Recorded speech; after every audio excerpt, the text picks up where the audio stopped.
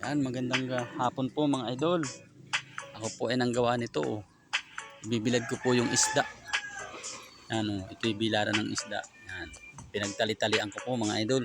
Ito pong isda ko ibibilad. Yan. Tataktak ko na po mga idol. Yeah, bigat. Ala. Yan po, natulo. Ibibilad ko po yan. Kumbaga may ikakalat ko ng ganyan. At kakalat para po yan ay matutuyo, yan ay masarap yan. Ano ba rin? Tululyasi. Maliliit po ito. Masarap po ito pag ito ay natuyo.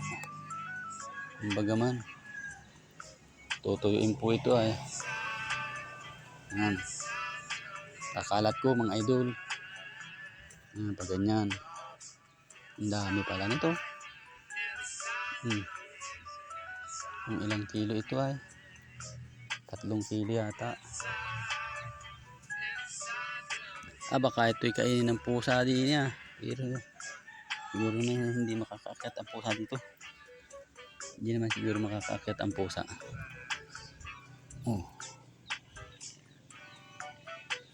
Yan. Yan mga idol.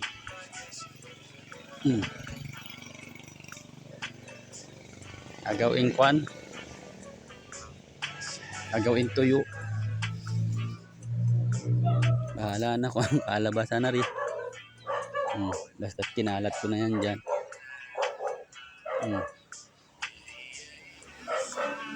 Yan, yan. Ayos baga. Ayos baga Kinalat ko na. Di ba? Pag yan ay uminit, bukas tuyo yan. Magiging tuyo na yan. Ayan na.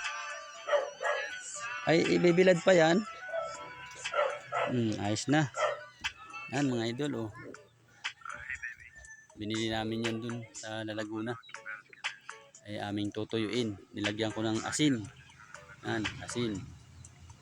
Para pag hindi siya mahampok. Yan. Bukas pag init niyan, nyari na yan. Tuyo na yan. Dito pa mga idol, buhay pa yung dalag. Ang laki. Binili namin sa Laguna. Yan buhay pa yan. Nakibo pa Saka yung paa ng manok mga idol, ayun paa ng manok.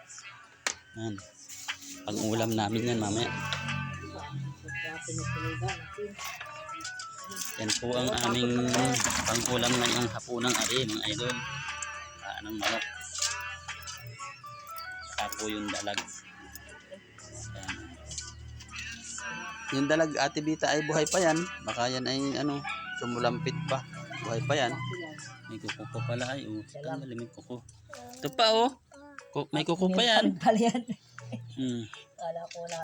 Yan po mga idol ang aming pang-ulam mamaya. Tapos po ako may binisla dun. Pambukas naman yun. Papatuyuin muna. Salamat po at magandang hapon po mga idol. God bless po sa ating lahat. Ingat-ingat po tayo. Bye bye po.